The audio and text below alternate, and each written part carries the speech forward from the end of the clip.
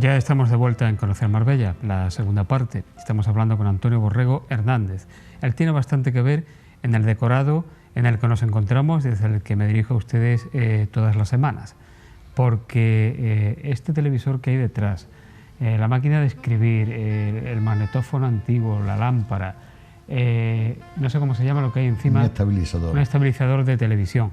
Todo es de su especie de museo, de su taller museo, cedido para este programa, porque no has tirado casi nada, has ido acumulando. He sido siempre no sé por qué he tenido siempre el vicio de recopilar todos los cacharros y ir metiéndolo y almacenándolo, que de hecho hace 2 o 3 meses ya mis hijos se mosquearon conmigo y pusieron una furgoneta en la puerta y han tirado 3 o 4 furgonetas cargadas de aparatos viejos, de cacharros, y todavía queda allí para tirar otro par de camiones.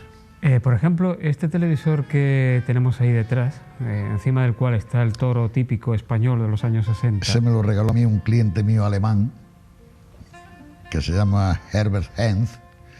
Me lo trajo expresamente de Alemania. Es un televisor que tiene la friolera de 45 años. Pero lo que iba a decir es que estos televisores estaban en funcionamiento perfecto 15 o 20 años. Hoy día ningún televisor de los que se fabrican actualmente dura eso. ¿Y 30? ¿Qué pasa? ¿Por qué ahora no duran tanto? Bueno, eso es la sociedad de consumo, Paco. Son intereses comerciales. Vamos a decir la verdad. Antiguamente un aparato se reparaba todas las veces que hiciera falta. Se le cambiaban condensadores, resistencias, transistores, circuito integrado, lo que hiciera falta, pero porque un televisor entonces valía cerca de 200.000 pesetas, que era un dinero. Hoy un televisor vale 20 y tantas mil pesetas. Entonces tú llegas con un televisor de 14 pulgadas a un taller y te dice el técnico: mire usted, esto se le ha ido el transformador de línea. ¿Y qué vale eso? Pues vale 9.000 pesetas. Ah, para eso lo tiro y compro uno nuevo. O sea, hoy no se repara. La figura del reparador está llamada a desaparecer. Primero porque no hay reparadores, porque hoy lo que se hace es sustituir placas completas. Tú llevas un televisor, le sacan la placa, la tiran y le meten una nueva. Y te cobran las 8 o 9.000 pesetas, que es lo que vale el televisor, en realidad. Por eso... Bien, hablábamos antes de que aparte de la radio, también hiciste lo del tema de reparación, que ya lo hemos estado comentando, y de mecánica de automóviles. Y a mí me interesaría saber, en aquellos años 60, cuando tú te dedicas también a esa labor, o inicias esa labor, ¿cuáles eran los talleres de referencia? Porque me consta que ya había algunos en Marbella. En Marbella había varios talleres ya. Bueno, de hecho, los talleres que había en Marbella, yo te puedo hablar de los talleres desde el año 47, cuando vine la primera vez. Había en el puente de Ronda, donde después estuvo la tienda de los pajaritos, había el primer taller de automóviles que yo conocí en España. ¿En el puente de Ronda? En el puente de Ronda. Donde ahora está el conservatorio. Donde está el conservatorio, pero no es donde está el conservatorio, donde estaba la tienda de los pajaritos. Sí, allí, sí, que ahora hay un restaurante. Exactamente. No, el restaurante no estaba ahí. Ah, ¿no? No, el restaurante está donde... No, es al revés. Tú miras al conservatorio a la derecha, bajando para calle Pasaje. Claro, me estoy refiriendo, te refieres a la tienda de pajarito de Valderrama. Exactamente, Ahí había un taller que era de un tal Curvario, y que yo cuando estaba en la escuela bajaba y me quedaba embelesado, como me gustaba mucho la mecánica, me quedaba embelesado viendo trabajar la mecánica del coche. Estaba ese.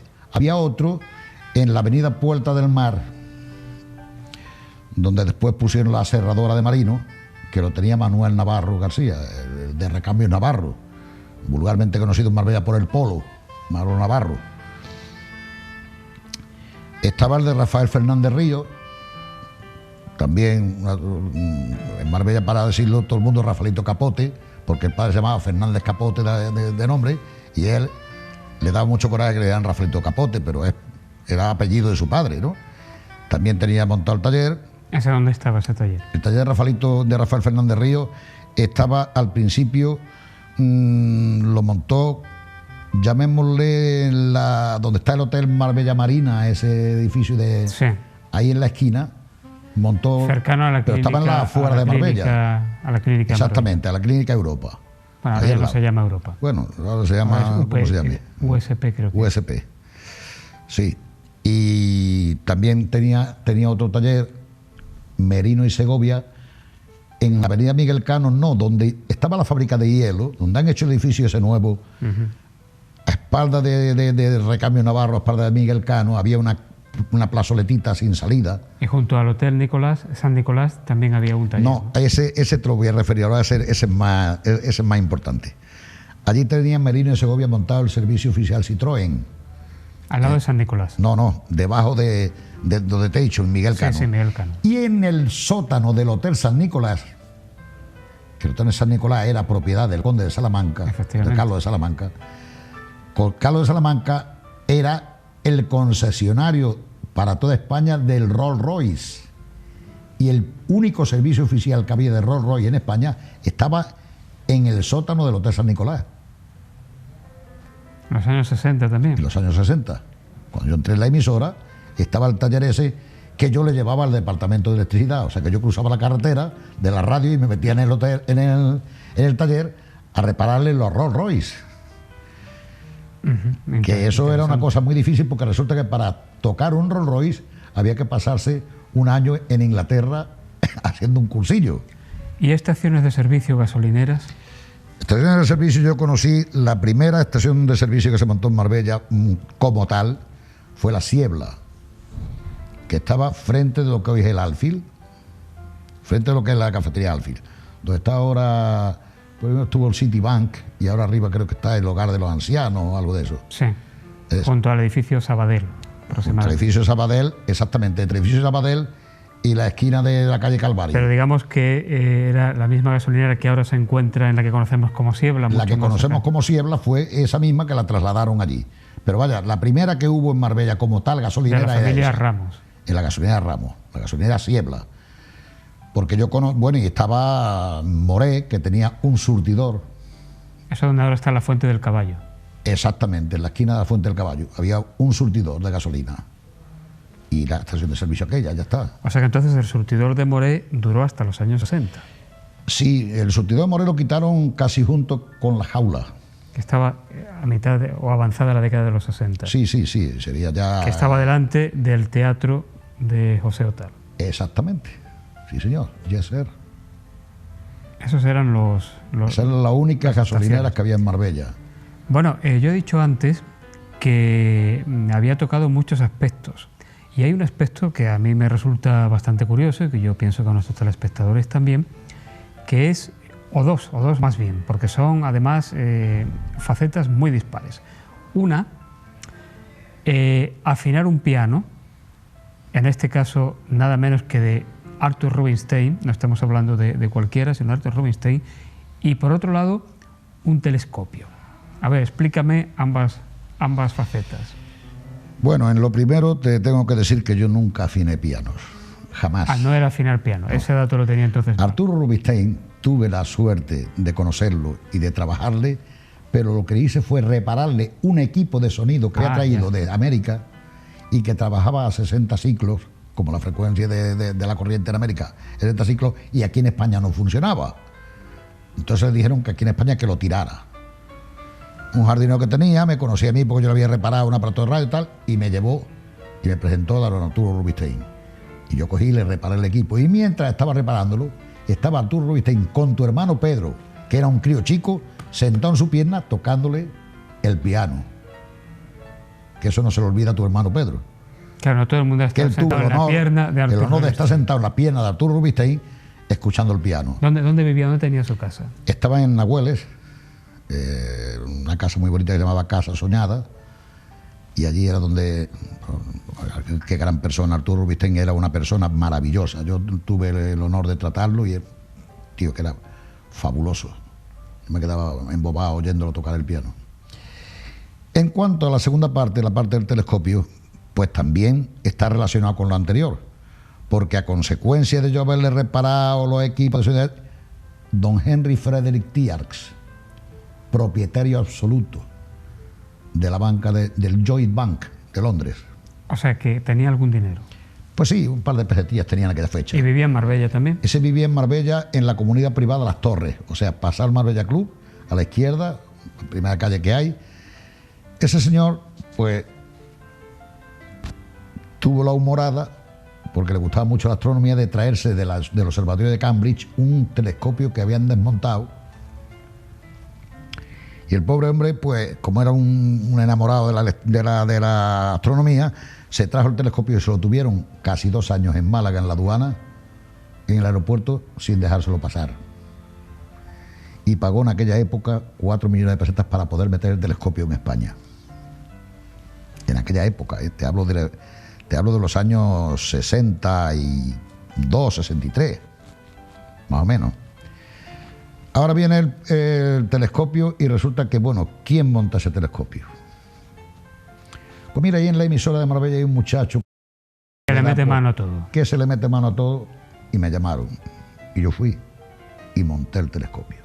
Y desde entonces fuiste el mantenedor. Monté el telescopio, monté el observatorio, me enseñé a manejarlo, me enseñé a manejar las cartas siderales. Y este hombre, pues, era yo su mano derecha en todos los sentidos. Porque falleció siendo muy anciano, ¿no? Bueno, ese hombre decía, él siempre me decía a mí que él nunca llegaría a 80 años. El día que cumplió 80 años, hizo una macro fiesta inenarrable. Después decía que él no llegaba a 85. El día de los 85, otra fiesta inmensa, que no llegaba a 90. El día de los 90, la fiesta más gorda, y murió con 94. Este hombre era una gran persona. Él decía que no era millonario, pero que vivía como si lo fuera. Él siempre decía... No era millonario. Yo no soy millonario, pero vivo como si lo fuera.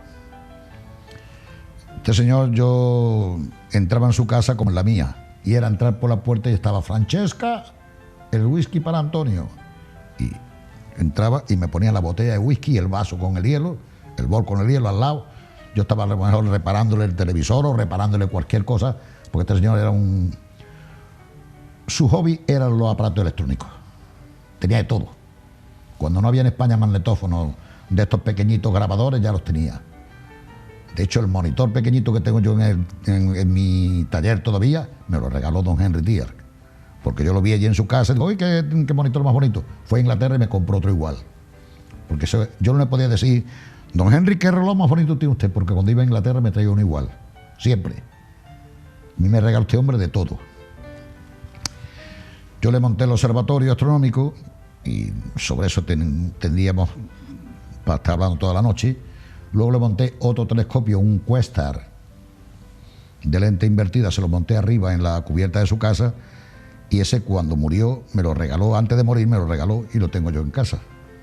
Lo tiene guardado mi hijo, porque mi hijo dice que algún día lo utilizará. Espero que algún día lo haga. Qué gran persona, don Henry Díaz. Si te parece, vamos a ver el resto de fotos. Venga. Que teníamos prevista, porque nos va a dar don pie Luis para de Loma, don Luis de Loma y tu hermano Pedro, en el fotograbado. Luis de Loma, que era director. No, hermano, este era administrador. Ajá. El hermano era el director, Rafael de Loma. Rafael de Loma.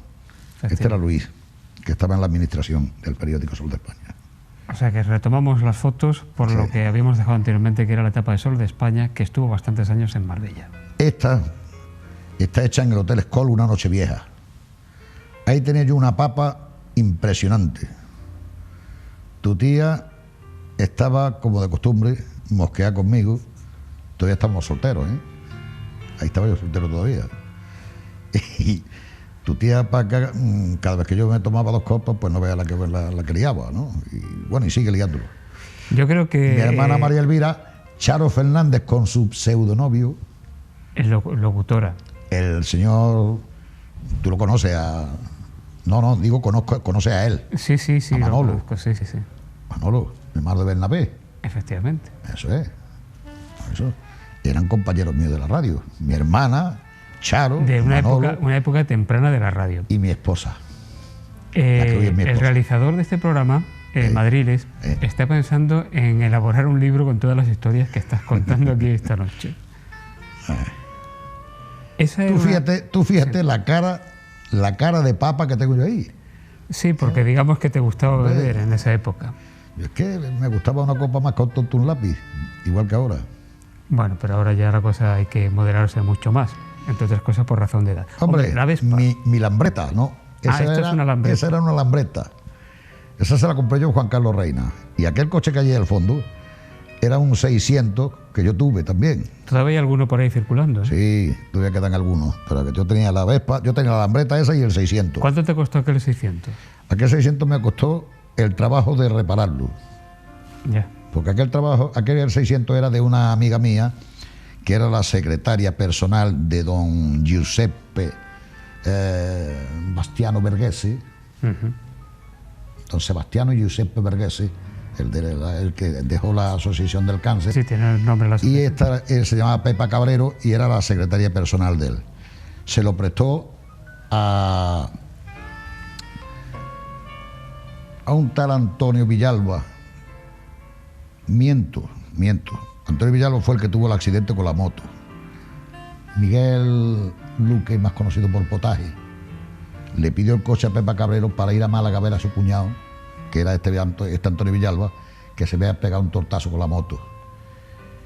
Y cuando iba por la carretera, vio la moto hecha polvo en un lado, empieza a mirar y no se dio cuenta y se salió de la carretera y fue para la playa con el 600 Y dando entonces vueltas. el 600 quedó que no Ese 600 funcionaba. quedó con el techo junto con los asientos y hecho polvo. Y la Pepa Cabrero dice: Antonio, si lo quieres, ve tú y lo recoges y yo cogí, me lo traje y lo reparé yo de chapa, lo reparé yo personalmente y me lo pintó Sí. Bernardo, el que tenía el taller en la esquina de tu calle, donde tú estás criado, Estamos hablando de la calle Peral. Caniparal.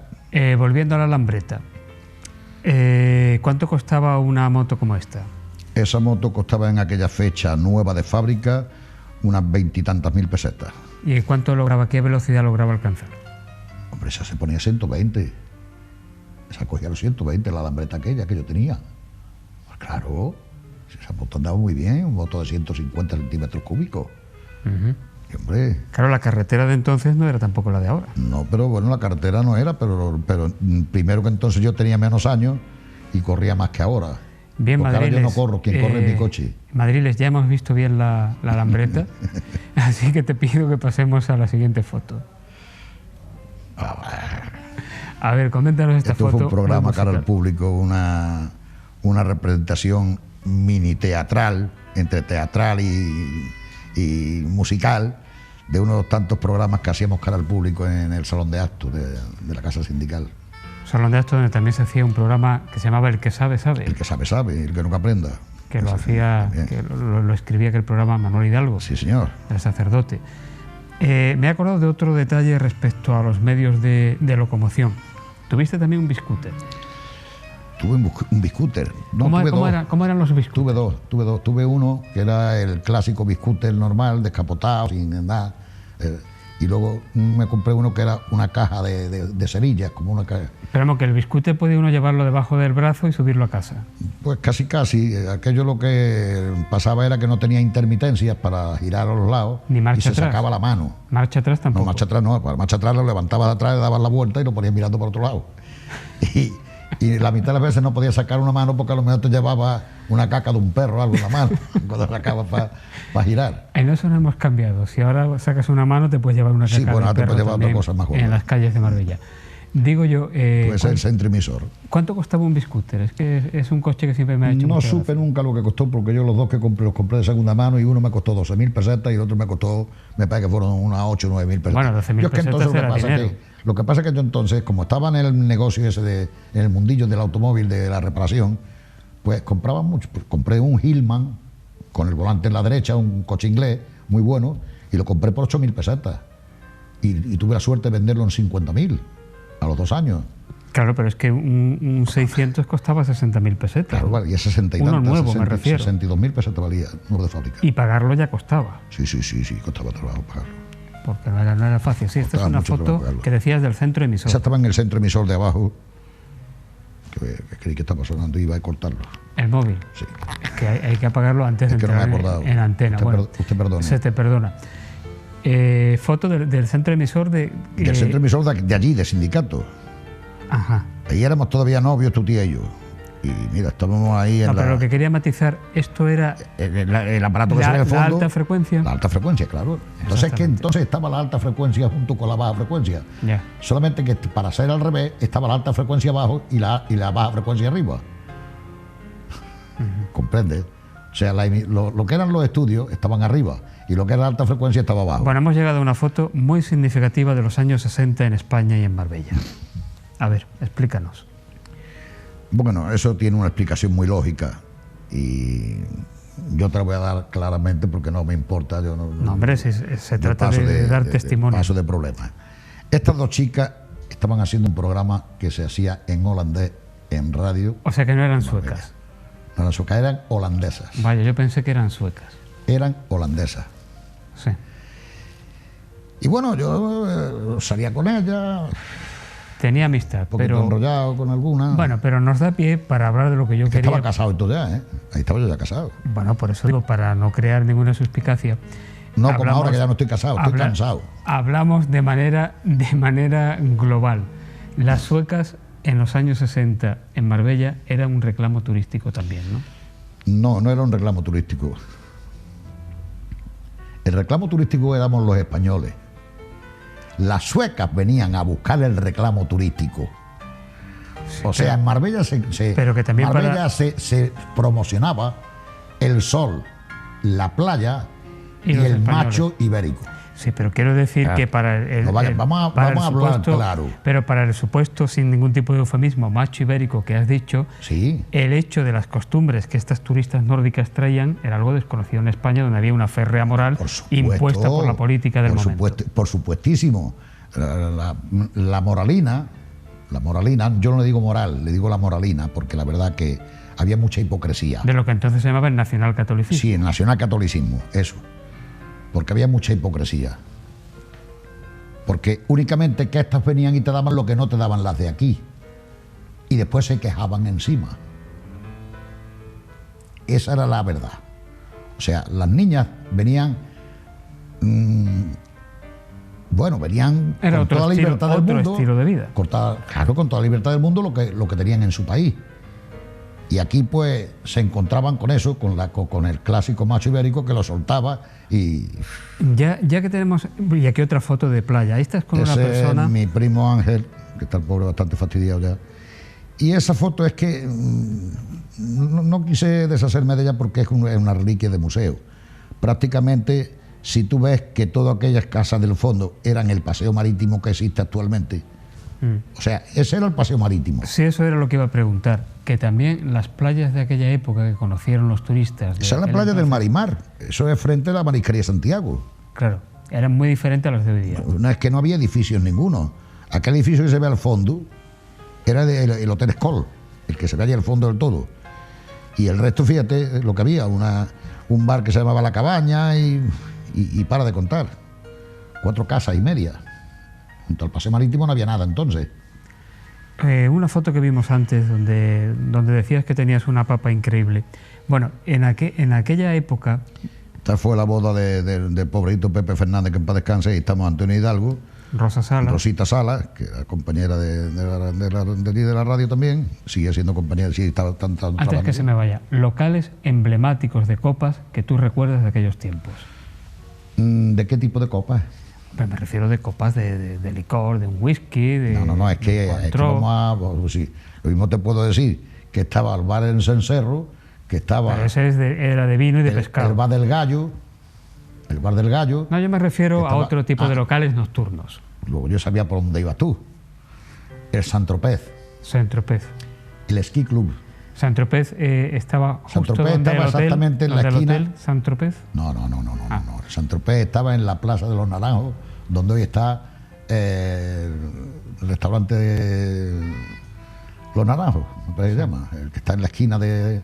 Según tú estás mirando la fuente, a la izquierda, sí, la esquina... Bueno, estaba en la Plaza de los Naranjos. Exactamente. ¿Otro más? Estaba el Saint-Tropez. El Ski Club, que estaba junto al Paseo Marítimo, ahí se veía la casita al fondo, ese es el Ski Club. Estaba el Marimar, que era el Marimar era el bar por excelencia donde nos enseñamos a bailar todo. Con Santiago Domínguez Miguel. Que ya estuvo en este programa. Que no era Santiago el que lo tenía Don Manuel. Sí, pero Santiago estaba de camarero, Santiago y su hermano, estaban los dos de camarero, Santiago y Lorenzo. Estaba también ya un poquito después, estaba el restaurante Bar del Puerto, que era de los bajos del cine, Don Ricardo Soriano. Que era de Don Ricardo Soriano Scholl. Y bueno, después montaron el Club Sauna, que estaba frente donde estaba el Hotel Escol, o sea, frente del Hotel Escol. Y Pepe Moreno. El restaurante del Pepe Moreno lo montaron, o sea, en la sala de fiesta Pepe Moreno lo montaron no mucho después. Estaba el Kiss, que era de Rey Boston y Jaime de Mora. Pero eso ya es más reciente. No te creas, es de la misma época que Pepe Moreno. No, Pepe Moreno pienso yo que en los 60 ya estaba y el Kiss de los 70, ¿no? No creo. Sí, pues pudieron ser simultáneos. Yo creo que estuvieron casi simultáneos. Estaba el Olvik también. Esto sí que es una imagen española. Bueno, esa imagen española, que esa no está hecha ni aquí en Marbella siquiera. Eso está hecho en mi pueblo, en Lora de Estepa, en una boda de una prima mía, y no sé por qué puñeta ha venido esa foto a parar aquí, porque esa no es alegórica a nada, ni a la radio. No es alegórico, sí, a la radio, a mis papas, sí. Pero sí es alegórico al personaje. Al personaje que tenemos aquí esta noche. Ahí buen bebedor. Ahí pesaba yo ya 90 y tantos kilos. Y era prácticamente como ahora, solamente que con el pelo negro. Pero digo, porque esto de beber en el porrón, esto se ha perdido, ¿no? Hombre, yo sigo, sin cojo un porrón bebo perfectamente y sin mancharme, ¿eh? Yo soy un experto en beber en porrón, me gusta. Por eso. Me ha gustado siempre beber en porrón. ¿Ves cómo tenía que ver algo esta foto aquí con respecto al personaje? Sí, eso fue, bueno, no sé si fue mi hijo el que dice, papá, esta es la mejor foto que tienes tú. Porque es la que más te caracteriza. Pues mira, pues sí, la verdad. Bueno, antes decías nunca he sido borracho. O sea, borracho no he sido nunca en la vida. Beber, ni bebedor, o sea, ni alcohólico. Es que son dos cosas muy diferentes. Me gusta mucho una copita, pues vale, de acuerdo. Saber apreciar el buen vino, por ejemplo, no significa tampoco he sido borracho. nunca un putañero y me gustan mucho las mujeres. Bueno, también, tampoco tiene que ver nada de una cosa con otra. Bien, iba a decir una cosa. Antes decías que don Henry Thiers era una persona, bueno, muy característica, quiero decir, muy singular, muy especial, una persona muy especial. ¿Sabe una de las preguntas que me hacía siempre? Sí, sí. Como me ponía la botella de whisky y el vaso al lado, siempre me preguntaba, dice, Antonio, ¿usted cuántos whisky consume por 100 kilómetros? Whisky por 100 kilómetros. Como si fuera, como que si fuera un coche que consume gasolina por tantos litros por 100 kilómetros, que cuántos whisky bebía yo por 100 kilómetros. Sí, pero a lo que quería llegar, que la Marbella de esos años 60, de los años 70, incluso de los 80, era un lugar que atraía a una serie de personajes muy singulares, muy especiales. El clima. Pero que quizás eso hoy día se ha perdido, ¿no? Porque nos hemos hecho ya demasiado grandes, ¿no? Se ha perdido porque la verdad que eran personas que venían a disfrutar de la tranquilidad, de la paz que se vivía aquí entonces. Era gente con mucho poder adquisitivo, se venían al buen clima y a eso, y a una tranquilidad que había, que no se metía nadie con nadie. Porque Marbella entonces era todo el mundo una gran familia. La gente de Marbella han tenido a orgullo, y lo siguen teniendo los que son realmente de Marbella, de acoger con mucho cariño a toda la gente extranjera. Entonces ellos venían con esa confianza de que eran bien acogidos donde quiera que iban, y si hacían una fiestecita invitaban a medio pueblo, y o sea que para ellos aparte de la tranquilidad tal, el clima, que es lo que más les gustaba a todos, y eso no ha variado. Lo que sí ha variado es que ya Marbella no es lo que era entonces, porque entonces tú te hacías un chalecito y te levantabas y mirabas para arriba, veías la Sierra Blanca, y mirabas para abajo y veías el mar. Y hoy te haces un chalet y a los 3 días tienes un edificio, un bloque detrás y otro delante, y te dejan ahogado. Eso sí ha destrozado mucho la cosa de Marbella, turísticamente hablando. Turísticamente hablando, a nivel de turismo, de poder adquisitivo y de turismo de clase. Ya estamos casi en los últimos minutos. Vamos, nos quedan un par de minutos prácticamente, y a mí me gustaría despedir esta charla que hemos tenido de forma que tú nos contases, sé que son muchísimas, pero una de esas anécdotas ocurridas en tu vida profesional en la radio. De alguna transmisión, algo especial. Bueno, si te hablo de transmisiones, creo que lo conté ya en cierta ocasión, un día retransmitiendo una corrida goyesca de ronda, pues se estropeó la línea microfónica, y aquí tienes a Antonio Borrego subiéndose por las ventanas y por las paredes de arriba, cortando un cable de un teléfono de un abonado, conectándola a la Plaza de Toros, seguimos haciendo la transmisión. Cuando terminamos me subí, lo volví a conectar y todavía estará el pobre cliente, el pobre propietario de aquella línea, enterándose quién pagó, quién gastó tanto dinero en teléfono. ¿Eso en qué fecha fue? Eso fue pues en los años 60 y tanto. Entonces quiero decir que el delito ha prescrito. Sí, ya está prescrito. O sea que lo puedes decir. Pero es que entonces no teníamos medios ni nada, no existían los satélites, ni existía la... Había que hacerlo todo de manera artesanal. Esa anécdota, otra, la de, bueno, para retransmitir un partido de fútbol desde Francisco Norte, pues le pedíamos prestado un rollo de cable de ese plástico paralelo que se utilizaba para hacer las instalaciones de las casas, de aquel de la tela de algodón, de la funda de algodón, y nos prestaban 200 metros y lo tiraba desde el campo de fútbol por encima de las tapias, de los patios, por todo, cruzaba hasta los estudios. Claro, porque los estudios estaban a esa distancia de Francisco Norte. Y es que nosotros no teníamos medios para montar una microfónica. Aunque sí existía alguna, por ejemplo, con la Iglesia de la Encarnación. Con esa estaba permanente, ya llevaba casi desde que se montó la emisora, se contrató una línea permanente con la Encarnación, pero nada más para de contar, no había más dinero para más. Pues charlando hemos llegado al final. Así que gracias por haber estado aquí. Cuando quiera charlar más, yo estoy siempre abierto a eso. Pues estupendo, hemos hablado de muchas cosas. Pues ahora nos vamos a despedir. Como siempre tendremos el resumen de todas las fotos que hemos visto.